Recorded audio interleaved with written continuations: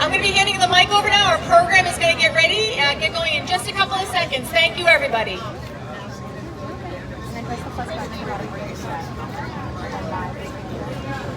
Good morning, everyone. My name is Karen Coughlin, and I am a registered nurse of 42 years, an M&A member, a member of the M&A's Board of Directors, and the chair of the M&A Workplace Violence and Abuse Prevention Task Force. The 40 scrub tops and uniforms displayed here today represent real people. Real people who have been harmed, who suffer, who are afraid, and who need help. The items on these clotheslines represent the caregivers and healthcare workers who will experience violence today while doing their jobs inside healthcare facilities across Massachusetts. That's because research shows that every 36 minutes, a healthcare worker in our state becomes a victim of workplace violence. That's 40 people a day. These people are threatened, spat on, kicked, punched, verbally abused, stabbed, and countless other terrors. This has become so commonplace that it is often accepted by many as part of the job. No, shouldn't be. But it is not. No one should have to accept violence as a condition of employment. That is why we are calling on the Massachusetts Senate to pass House 4767, an act requiring healthcare employers to develop and implement programs to prevent workplace violence. This legislation is practical, reasonable, and urgently needed. It requires healthcare facilities to develop written violence workplace prevention plans. Train employees to recognize and respond to dangerous situations, create crisis response programs, and report incidents on an annual basis so we can finally understand the true scope of this crisis while protecting workers' privacy. Importantly, the bill also recognizes that the harm does not end when the assault ends. Healthcare workers who are attacked on the job often must participate in legal proceedings related to that violence. They should not have to use their own time or lose pay simply because they were victims of an assault while caring for others. Healthcare workers show up every day to care for our communities. Today, we are asking our elected leaders to show up for them. The House has already acted with bipartisan support. The bill passed unanimously in November 2025. Now it is time for the Senate to act. This bill should come to the floor of the Senate for a vote before session expires. We cannot wait for another nurse, technician, doctor, housekeeper, transport worker, or any other healthcare staff to become another statistic. 40 scrubs today, 40 more tomorrow, and 40 more the day after that, each and every day of the year. That would make 14,600 incidents in a year. Massachusetts can do better, and this bill is how we begin. Thank you. Thank you.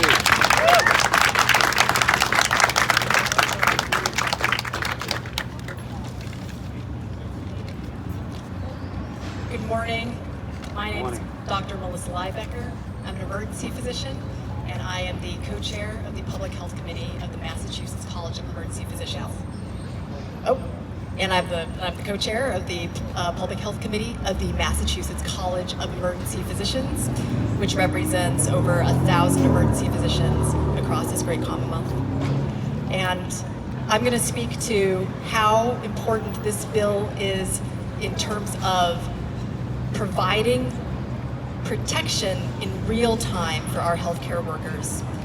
Not only will this bill bring us into alignment with what 30 states are already doing to protect their healthcare workers, I want to address a concern that has been brought forward that, well, what if the assailant is a patient? What if the assailant is someone who is suffering from a mental health crisis?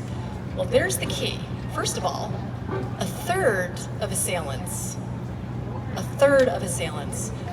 are not patients. These are usually visitors, perhaps family members. These are people who are not otherwise registered into the healthcare system at the time. And they're the ones who are assaulting our colleagues, our coworkers. And that is why this bill contains a really important provision that we had all received feedback on many years ago, many legislative sessions ago, about the importance of recognizing that we need to make sure that the protection is granted against an assailant who willingly, knowingly, intentionally has assaulted a healthcare worker. Because the central issue is not about the length of a future sentence. It's whether law enforcement can remove a violent assailant at the time that an assault happens. Right now, our healthcare workers have to suffer through multi-trauma of not only violent assault, but often having no power and being as frustrated as our colleagues are in law enforcement at not having the ability to remove a violent assailant from the premises. That's what we're asking for. We're not asking about more punishment or deterrent. It is about a better operational response that will allow for the removal of a violent person who has just committed assault. It is time to protect those who are working hard to protect the health of our Commonwealth. And we together are encouraging the Senate to please pass Senate 1718 before the end of the legislative session. Thank you. Thank you.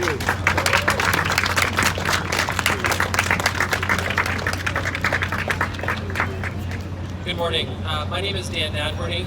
I'm an emergency nurse and a member of the Massachusetts Emergency Nursing Association, representing over 900 nurses here in the state, as well as across our international body. I've been in emergency departments for almost 30 years now in my career. I've worked as an emergency room technician, as an ER nurse, and now in leadership. In that time, I've heard and seen these stories on a regular basis. I've seen and witnessed my friends and my colleagues be assaulted, and myself, I bear the scars of being bitten by patients. I bear the knowledge of seeing my friends being assaulted, from broken bones to broken noses, from being punched, kicked, and most tragically, I see my friends leave. I see my friends and my colleagues leave the bedside. A recent study by our ENA found that 1 in 6 nurses are considering leaving nursing because of workplace violence. Right now, we need these nurses to mentor and bring forward the best care possible, and they're not there because they're afraid. As mentioned by Dr. Liebecker, our patients have rights. Our patients have the right to seek health care. They have the right to come to our emergency departments and be seen and be treated with dignity. Our staff deserve the right to go home safely and not be assaulted. That's what this bill does. That's what this legislation does. It shows the Commonwealth that we stop normalizing this behavior. We reported that over a 5-year period of time, 67% increase in workplace violence legislation, workplace violence events happening across the country. That's why this has to happen now. We can't wait for another 50% increase in workplace violence, which means more nurses being assaulted on a regular basis.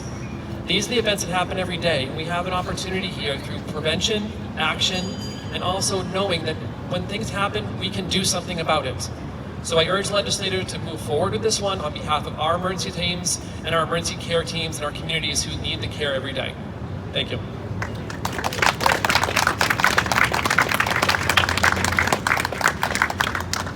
Hi, my name is Shannon Bush. I'm a nurse. I've been a nurse for 21 years. The past 20 years I have been at Boston Medical Center. In my career, I have been assaulted 3 times And I have seen multiple coworkers physically assaulted, we're verbally assaulted, 100 times in a shift, and I've actually had coworkers sexually assaulted. Can you imagine being a nurse, taking care of a patient, helping somebody, and being assaulted? That's not in my job description. We don't come to work for that. We do not deserve that. Myself, I was caring for a patient one day. He hit me in the side of the head. I was out of work for 12 weeks. I missed a whole summer with my daughter. I came into work that day to care for people and go home. My life changed on that day. It's not right. It's not okay, and I don't know why it's still accepted. I've had a coworker who was caring for a patient. The patient was upset. He threatened her. When she walked back to check him on again, he broke her arm. Why? Why is that okay? I cannot walk into that restaurant and go assault an employee. I cannot walk in here and assault people. So why can you come into a hospital or a healthcare facility and get assaulted? It is not okay. There's been a lot of statistics thrown out, and thank you for all of the updated statistics. But did you know that being a nurse is one of the most dangerous jobs in the United States, especially if you're an ER nurse or a psych nurse? And assault on healthcare workers is the most underreported crime. They estimate it to be 80% underreported. And it is not just nurses that get assaulted. It is doctors, it is medical workers, it is techs, it's CNAs, it's radiology, it's phlebotomy, it's transport, it's unit coordinators. We even have visitors being assaulted. It is not okay, and it needs to stop now. And what I do have to say is BMC has led the way. We've done a lot. We actually have plans for people. If you're assaulted, you're taken off the floor. You're paid not out of your earned time. You go home. You're referred to EAP. You take the time you need to heal, because that's the other part of this. Do you know that PTSD of nurses is that of a combat veteran, especially ER, ICU? It is not okay. And thank you for all of the organizations that have come together to work on this legislation. Thank you to the House for passing this. I implore the Senate to pass this. If you do not pass this, you are saying it is okay to assault healthcare workers. It is not okay to assault us. That is not our job. Thank you.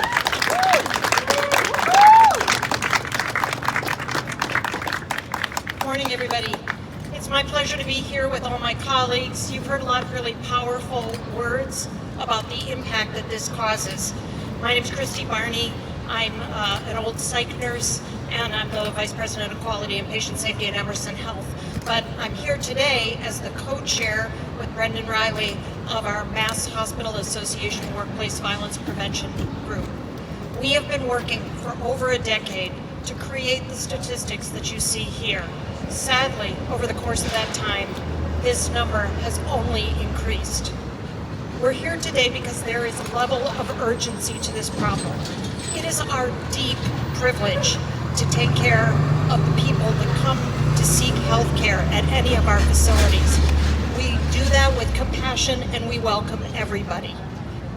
So often, we know we're greeting people on the very worst day of their life, when they may have received a diagnosis that throws them, or they lose somebody very dear to them, or they're going through struggles with their addiction or behavioral health issues. However, sometimes that terrible day turns into a nightmare for our healthcare workers. You heard before, that is not okay. We greet patients with compassion. It is our wish to take care of every single person who comes through the door. We wrestle with issues of equity and of access and wanting to make sure that we're really seeing people for who they are and meeting them where they're at. But sadly, many of our coworkers had career-ending injuries in the course of trying to provide that compassionate care. We're urging the Senate, please move forward. Bring this to conclusion in this legislative session. Bring this to a vote. It is because we are all united that this bill is very special. We are all united in the principles that are outlined in that bill. Please join us now. Bring it to a vote. Help us make a significant difference in safety in Massachusetts healthcare. Thank you. I'm going to turn it back to M&A for some questions. Questions? Which I wasn't aware of. But if anyone does have questions, we're certainly willing to speak with anyone and everyone. But I would like to thank everyone for coming out here today. I would like to thank, those legislators who have come out here to show their support. Representative Jaros, I know Senator Elwood is here today. Representative John Lawn, who, put this bill forward in the House where it was unanimously passed. Thank you, Representative Lawn. And again, if you can, call your senators. Call your senators. Call your senators. Let's get this done. Thank you very much.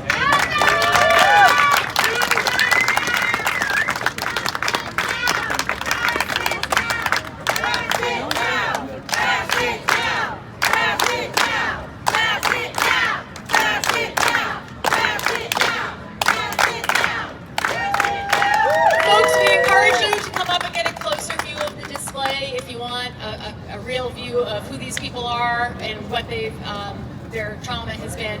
Take your time, we're going to be here for a while, and feel free to speak with anybody who's a representative from these organizations or the speakers themselves. Thank you.